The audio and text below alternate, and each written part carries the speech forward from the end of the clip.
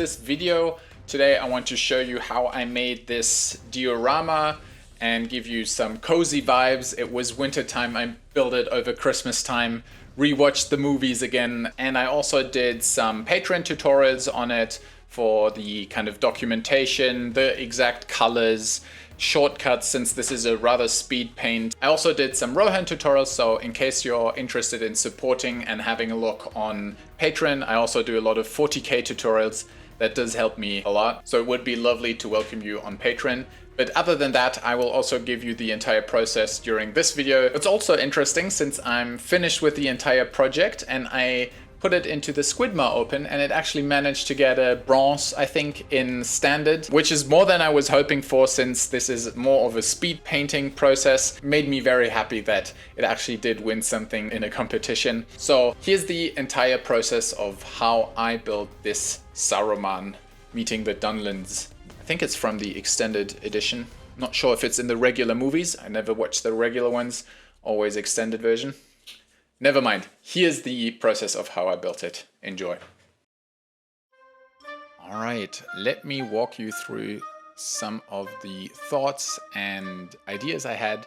So I started by sketching off the rough concept, and the main focus I was putting onto this was the drop shadows. So I wanted this scene to have these casted shadows from all the torches and the fires.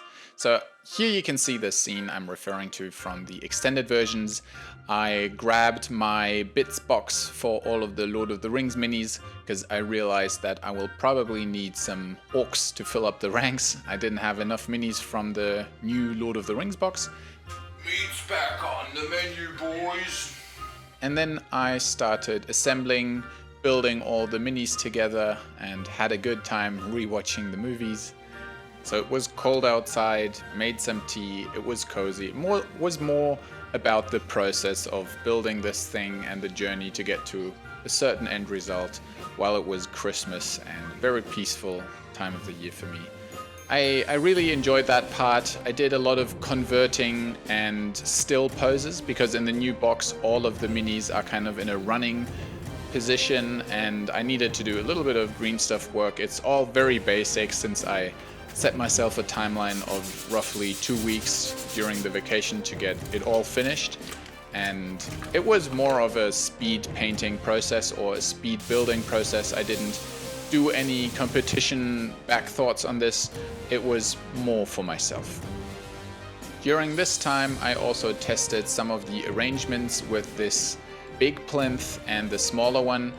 At the end of the day, I chose the bigger one, which needed also some more minis, but this seemed too packed and a little bit too dense, especially since in the movies there was a wider surface and a bigger scene in total.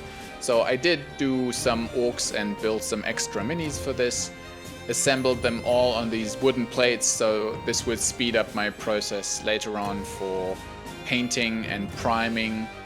Then I went over to the base, put a little PVA glue onto the base. It's like an old picture frame I use, so it's a very do-it-yourself quick method. And spent building these bases with some lovely sunsets on the outside, enjoying the winter time.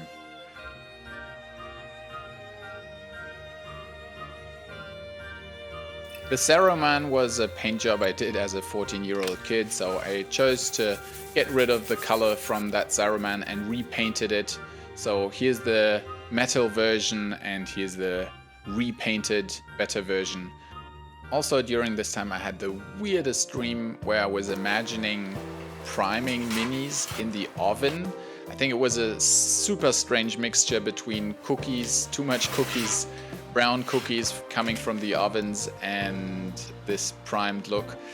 Anyway, I actually needed to prime them and do a regular airbrushing job on them. So these glued on bases, the wooden structure helped a lot to kind of prime 5 to 6 minis at the same time. So I had a speed painting process. I only had to grab this palette with multiple minis on them, turn them around, switching them around, and this sped up a lot of the time.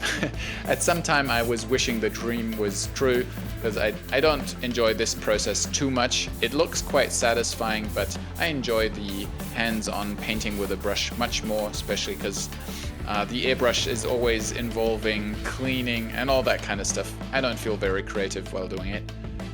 But yeah, this was the result. And then I moved on to the dry brushing step. So in order to give the minis a little bit more structure, a little bit stronger contrast, I focused on dry brushing the upper parts of the minis, and I was sticking to these beige tones because in the next step I wanted to go over everything with oils, and I think brown and a beige work very well together as a base coat.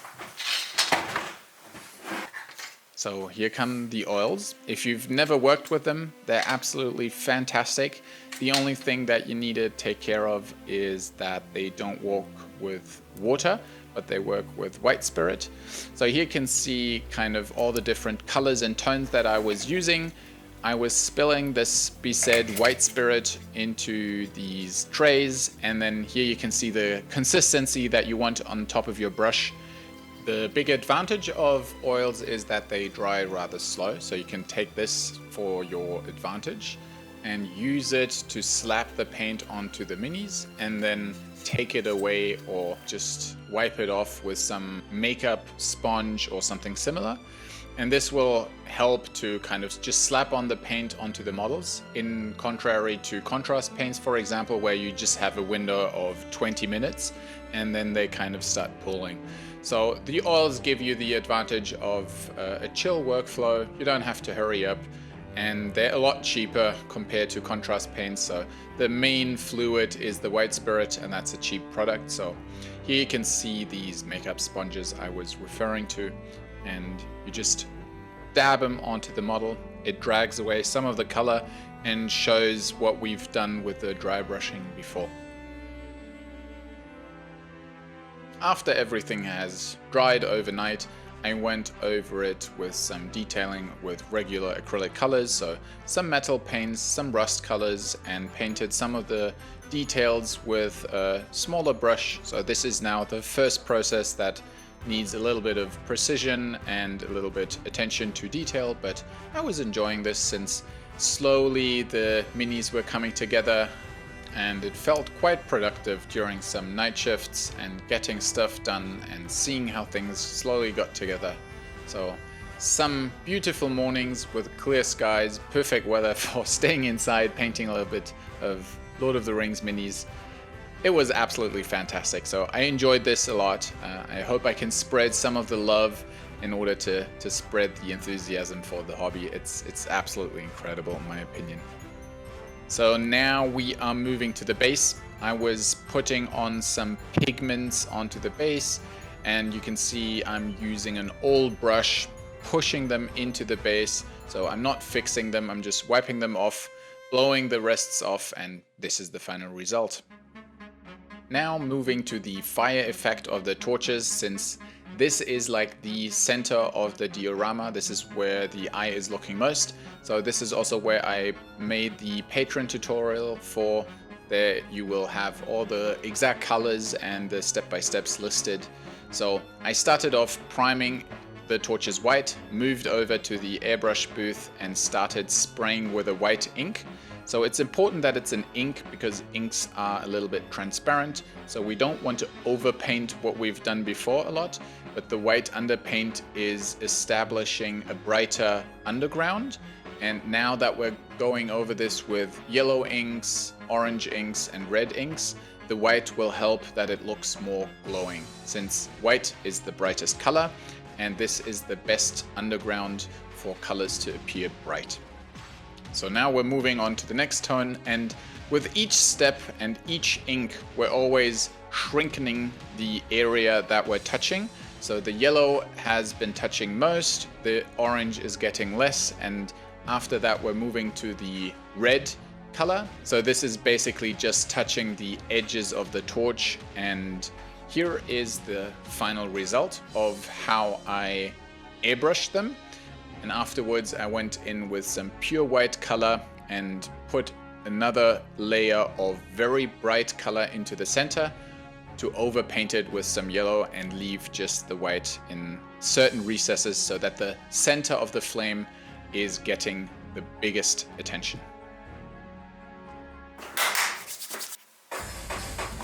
Once all of that was done, I got pretty excited to put everything together finally. Like after all this painting, I took them off the wooden pallets, put some super glue onto the feet and started arranging on the base. So I started first by distributing the torches in a kind of even and at the same time chaotic way. So I didn't want it to look like a certain pattern, but wanted them to be distributed evenly on the base at the same time, and filled up the ranks in between with the regular soldiers who weren't carrying fire source. And then I was finished with the rough assembly, went back to some base detailing. So in order to fix the glue spots or some areas where the feet and the base weren't connecting right, I applied some pigments, and after that I even went back to the airbrushing and did spray on some of the torch highlights onto the other minis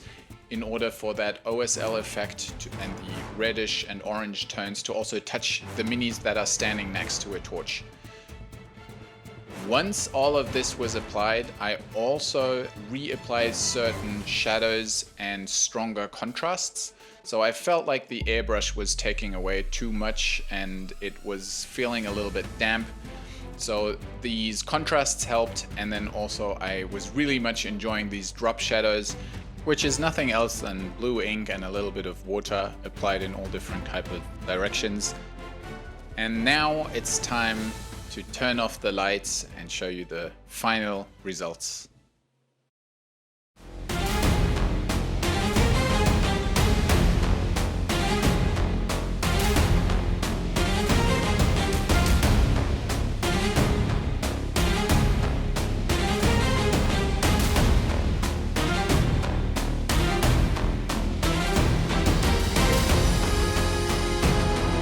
The horsemen took your land. They drove your people into the hills to scratch a living off rocks. Take back the lands they stole from you. Burn every village. We have only to remove those who oppose us.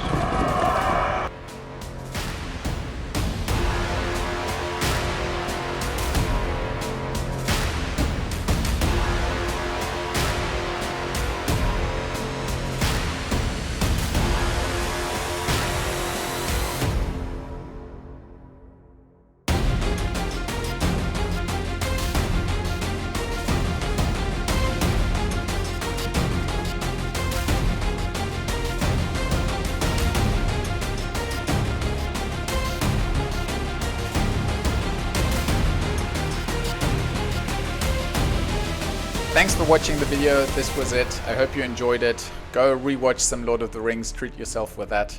I hope you liked this behind the scenes and this process. Would be lovely if you'd subscribe, like and comment, all that kind of stuff. I hate repeating it, but that's how the YouTube game works. So I'd appreciate any type of support like that. And the Patreon is linked down below. So see you hopefully very soon. Until next time, stay creative.